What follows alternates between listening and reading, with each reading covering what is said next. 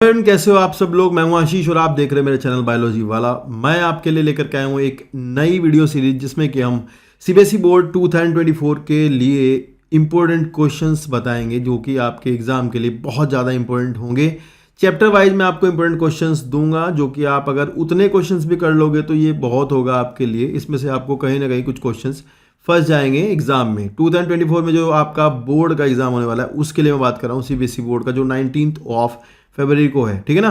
तो आपके लिए ये आज सेक्सुअल रिप्रोडक्शन फ्लावरिंग प्लांट के क्वेश्चंस हैं। अगर आपने इसके लिए वीडियो देखनी है तो आप डिस्क्रिप्शन में लिंक जाकर देख सकते हैं, वहाँ मैंने वीडियो बनाई है जो वो उससे पढ़ने के बाद आप इन क्वेश्चन को करना। तो ये क्वेश्चन बहुत ज़्यादा इंपॉर्टेंट है, मतलब ये काफ़ी ज़्यादा इंपॉर्टेंट है जो कि पेपर में आने की संभावना पूरी रहेगी, ठीक है ना। ऐसे ही आपको लगातार चैनल पर वीडियोज़ मिलती रहेंगी। क्वेश्चन की सारी वीडियो सारे चैप्टर के आएंगी और सारे चैप्टर की वीडियो भी एनसीईआरटी वाली भी आएंगी। तो आप बने रहना बस मेरे साथ, देखते रहना चैनल को। तो करते हैं शुरू। पहला सवाल है, name the organic material exine of the pollen grain is made up of. How is this material advantages to pollen grain. तो ये मटेरियल पोलन ग्रेन के लिए एडवांटेज कैसे होता है, तो आपको पता है कि ये इसकी प्रोटेक्शन करता है ना। ये आपका क्या कराता है, इसका प्रोटेक्शन कराता है किसका, पोलन ग्रेन का, ठीक है ना। एक्साइन स्पोरोपोलिन इनका बना हुआ होता है।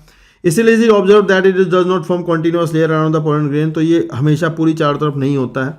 क्यों नहीं होता है, क्योंकि जर्म पोर होता है, वहाँ एक्साइन नहीं होती। जर्म पोर से ये पोलन ग्रेन जो है ये जर्मिनेट करता है।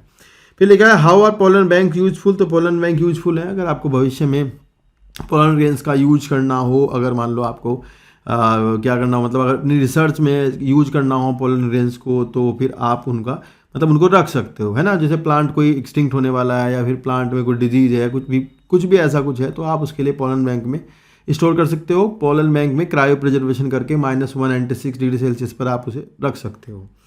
नेक्स्ट है, make a list of the 3 outbreeding devices that ओडिंग plants have developed and explain how they help to increase cross pollination. तो यार यहाँ पर आपको आउटब्रीडिंग डिवाइस बताना है। एक तो बताना है आपको डाइकोगैमी, मतलब एक तो बताना है कि आपको वो वाला कि जिसमें सिंक्रोनाइज नहीं होता, जैसे पॉलन जो है पहले मैच्योर हो जाता है या फिर स्टिग्मा पहले रिसेप्टिव हो जाता है। दूसरा बताना है आपको हेटेरोस्टाइली, कि स्टाइल की लंबाई और एंथर की जो फिलामेंट की लंबाई ऊपर नीचे हो सकती है, वो भी क्रॉस पोलिनेशन को बढ़ाता है। तीसरा है सेल्फ इनकम्पैटिबिलिटी।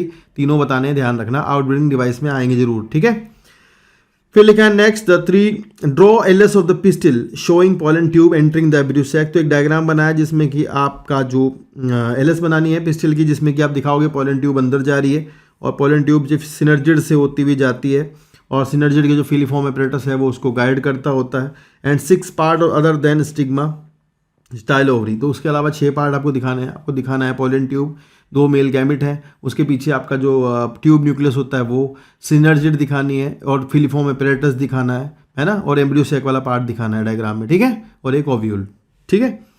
नेक्स्ट है डिफ्रेंशिएट बिटवीन जेटोनोगैमी एंड जीनोगैमी। तो ये बताना है जेटोनोगैमी और जीनोगैमी में क्या अंतर है।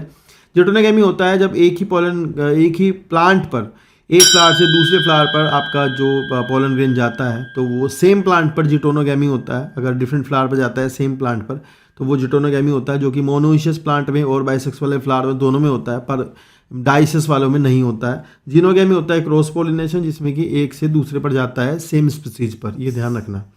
विच one of the between the two will lead to inbreeding depression. तो आपको पता है इनब्रीडिंग डिप्रेशन किससे आ सकता है, जेटोनोगैमी से आ सकता है, क्योंकि अगर उसी प्लांट के उसी पे गिरेंगे तो ये हो सकता है कि इनब्रीडिंग डिप्रेशन हो जाए।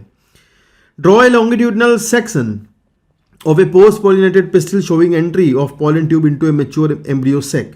ये कह रहे हैं कि एक जो है आप पोलिनेशन के बाद वाला पिस्टिल बनाओ जिसमें कि पॉलन ट्यूब की एंट्री दिखानी है आपको एम्ब्रियो सैक के अंदर। उसमें आपको ये सब लेबल करना है, filiform apparatus, चलेजा, hilum, antipodal, male gamete, secondary nucleus. Secondary nucleus NCERT में नहीं है, ध्यान रखना। जो पोलर न्यूक्लियाई फ्यूज होते हुए दिख रहे हैं ना आपको फोटो में, देखना पोलर न्यूक्लियाई फ्यूज हो रहे हैं, तो पोलर न्यूक्लियाई फ्यूज होकर के सेकेंडरी न्यूक्लियस बनाते हैं, तो वो मार्क कर देना वहाँ पे, ठीक है ना, ये ध्यान रखना। और बाकी तो बना दोगे आप डायग्राम। नेक्स्ट है how does the megaspore mother cell develop into 7 celled 8 nucleate embryo sac in angiosperm. तो ध्यान रखना monosporic development of embryo sac development पूछा है फीमेल गैमेटोफाइट का, जो कि आपको बताना है, फोटो डायग्राम बना के बताना है, तो ध्यान रखना। और वो पूरा प्रोसेस भी समझाना है, दो न्यूक्लियस 4 न्यूक्लियस वाला, 3 माइटोसिस होंगी और उसके बाद 8 न्यूक्लिएट हो जाएगी, फिर वो 7 सेल्ड हो जाएगी। पूरा प्रोसेस जो मोनोस्पोरिक डेवलपमेंट का है वो समझाना है। वो आएगा, किसी भी तरह से पूछेंगे उसको, जरूर आएगा, वो कैसे भी करके पूछें, ध्यान रखना। नेक्स्ट है geitonogamy is functionally a cross pollination but genetically similar to autogamy. तो ध्यान रखना जेटोनोगैमी में सेल्फ होता है, मतलब एक तरह से वो जेनेटिकली सेल्फ है, क्योंकि एक ही प्लांट का दूसरे फ्लावर पर जाता है तो वो जेनेटिक कॉम्बिनेशन तो वही रहेगा, तो वो वैसे तो ऑटोगैमी है, पर जो इकोलॉजिकली क्रॉस पॉलिनेशन है, क्योंकि उसमें किसी न किसी पॉलन एजेंट की जरूरत होती है, ऐसा है, ठीक है ना। Why do ovarian flowering plant, ovarian नहीं है फ्लावरिंग है, सॉरी ये एफ नहीं लिखा मैंने, flowering plant need to develop outbreeding devices, तो ये चाहिए वेरिएशंस के लिए आउटब्रीडिंग डिवाइस चाहिए होती है, मतलब ये आपको पता ही है सिलेक्शन के लिए, नेचुरल सिलेक्शन के लिए भी, और जेनेटिक रिकॉम्बिनेशन वगैरह करना होता है, मतलब प्लांट को आने वाले वातावरण के लिए भी मतलब रहना है, हाइब्रिड बनना है, तो उसके लिए क्रॉस पोलिनेशन की ज़रूरत होती है, ये इवोल्यूशन के लिए भी महत्वपूर्ण है, ठीक है ना। And explain any 3 such device, फिर से वही है 3 डिवाइस आपको बतानी है जो कि इंपॉर्टेंट है, मतलब ये सवाल ही इंपॉर्टेंट है अपने आप में, आउटब्रीडिंग डिवाइस वाला पैराग्राफ पढ़ लेना पूरा। Next describe the process of syngamy and triple fusion in an angiosperm, तो ये डबल फर्टिलाइजेशन है, सिनगैमी में आपको पता है मेल गैमेट और जायगोट बनाएगा एग से मिलके, और जो सेकेंडरी न्यूक्लियस है पोलर न्यूक्लियाई है वो मेल गैमेट से मिलकर के प्राइमरी एंडोस्पर्मिक न्यूक्लियस बनाएंगे, फिर उससे एंडोस्पर्म बनेगी, ये वाला प्रोसेस समझा देना, डबल फर्टिलाइजेशन का सवाल 2 नंबर का आ सकता है।